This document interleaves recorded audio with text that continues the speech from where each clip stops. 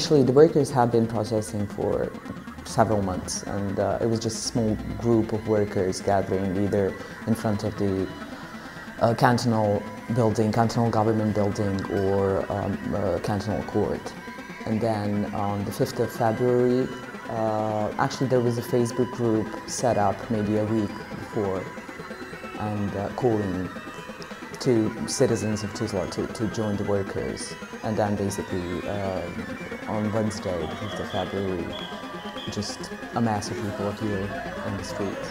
Since there were clashes between the protesters and police in the afternoon of the first day, then the second day, even more people appeared. On Thursday, I mean, the amount of people in the streets was just, for Tuzla, it is not something that my generation, and I don't think that even my parents' generation remembers. It was just this massive amount of people in the street. And then on Friday, February the 7th, at some point, there was a group of policemen just protecting the entrance to the building. And then people would start throwing stones as usual, and then at some point the policemen just left, which then allowed to some of the protesters to enter the building and then basically set it on fire.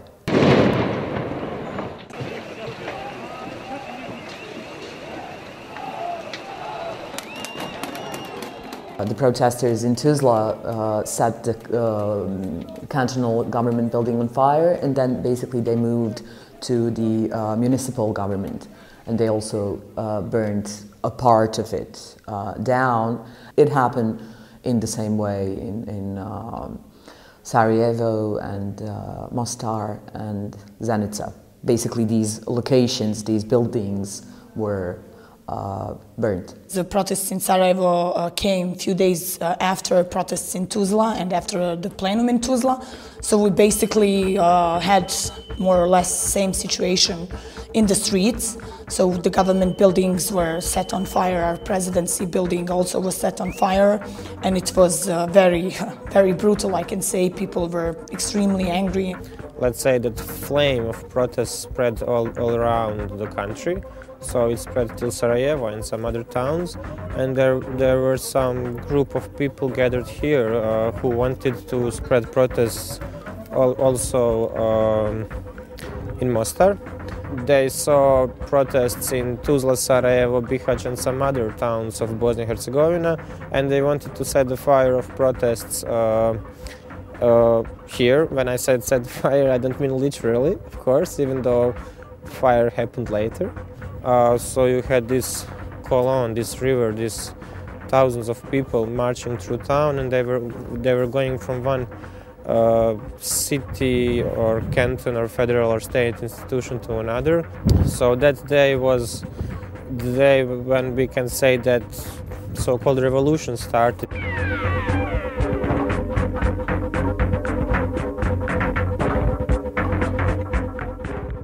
These acts of burning of the building actually created an opportunity for the creation of something new. I think what's different about these protests is, one, they were violent, and two, they were about something that affects us all. And it wasn't just about one specific group, it was all of us uniting in the pain to support one another in this, literally saying, look, all our hunger is the same.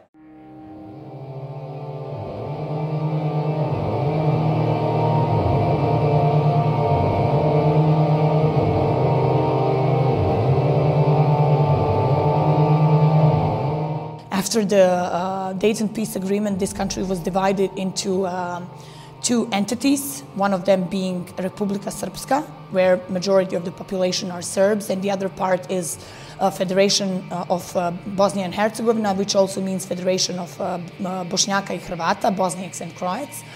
And after that, the federation has gone through some restructuring, so we now in the federation have 10 cantons, plus so we have two entities, one of the entities has 10 cantons, and we have District Brčko, which is a very, let's say, something like a third entity. It's not an entity, but it has everything that Federation Republika Srpska has.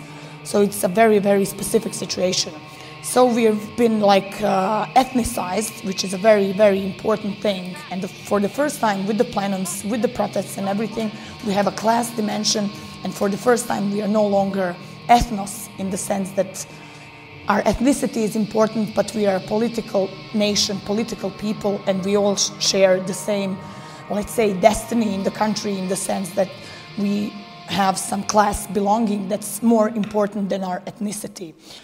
Bosnia and Herzegovina had a really good industry before the war. We were one of the poorest Yugoslav republics, but nonetheless we were industrialized. To što se sad dešava u fabrici, znači plod je kriminalne privatizacije koja je počela znači kasnih 90-ih. Počele su znači kasniti plate, proizvodnja se gasila i znači to je početak zla ovoga. Now we are back not to square one, but our industries and our companies have been sold to private owners, which basically do nothing except fire people. Our unemployment rate in Bosnia and Herzegovina is more than 46%, and it's been like that for the last, let's say, 10 to 15 years. We have more than 500,000 unemployed people, and we're not that big of a country. Our youth unemployment is above 60%. I speak something like 5 languages, but I'm without the workplace. And therefore I'm here to protest with all those people that are workless since 20 years. If you are not a member of political parties, you have no chance to work, actually. We are not just massively underemployed population, we are also massively in debt. These kind of structural injustices that were built into not just the peace agreement, but also Washington peace agreement that was then incorporated, and the creation of the federation, and then the creation of this unwieldy bureaucracy meant that this system could not be sustained for a long time unless you were taking huge loans in order to keep this bureaucracy going. Just seeing all the media spinning the situation and all the politicians reacting, especially the initial days, reacting to the situation and whatever, it was very, very clear not only how much the political elite has become separated from everyday reality, but also how people are aware of that fact. What I think about politicians, that they live in a fairy tale where everything is perfect, so they can't really know the needs of the people, and they can hear people, what people need and what they don't have. So yes, I think the people in common of all ethnicities have the same problems and have the same needs. We want politicians to stop dividing us, to stop with the nationalistic rhetorics, to allow people to connect, to interfere, and to collaborate together with their ideas. Sa pojedinačnim izglasavanjem. Zahtjeva ima 10. Prvi zahtjev je ostavka vlade Federacije Bosne i Hercegovine. Ko je za? Ko je protiv? Hvala. Zahtjev broj 2. First plenum was on February 7th. It was this feeling of this, kind of crucial. Of course, you are not completely aware that this is kind of the crucial moment, but there was this urgent sense of doing something now. Plenum started in one place, and then they just suddenly spread literally within a day in every city, in Tuzla, in Zenica, in Sarajevo, in Mostar, and then gradually smaller towns also took over. The purpose of plenums is really to bring people together. So far, all these different groups, social groups that have been suffering for so long, have tried to make a difference on their own. So we've got veterans, we've got lone parents, we've got people with disabilities, all kinds of social groups, pensioners. They've all tried to make a difference, to make their lives better individually. It didn't work. So now the purpose of plenum is to unite them all. Dobro, znači od onih događaja od 7. februara, znači tu noć navečer kad se, kažem, formirao plenum, ja sam pozvana Jer od juna mjeseca moji radnici su znači svake srijede izlazili na mirne proteste, ali nas je bilo malo, nismo mogli neke rezultate postići. Sve dok nisu nam se pridružili i radnici drugih firmi, dok nisu se studenti, đaci, nezaposleni, samo onaj narod koji je bio. Znači, mi sa svojim mirnim protestima nismo mogli ništa učiniti.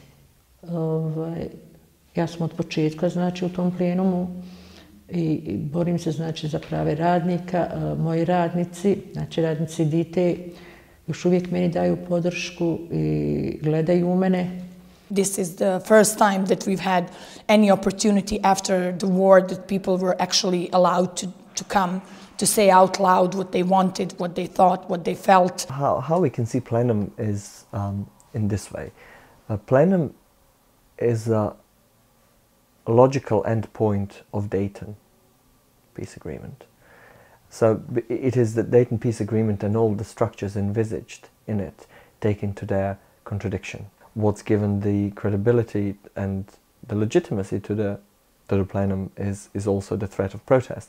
What we've managed to do is to open up these sites of public spaces that were repossessed through privatization. So privatization also means privatization of public life. Now the most important thing is basically to work on actually persisting in the way to show that it is a matter of class struggle.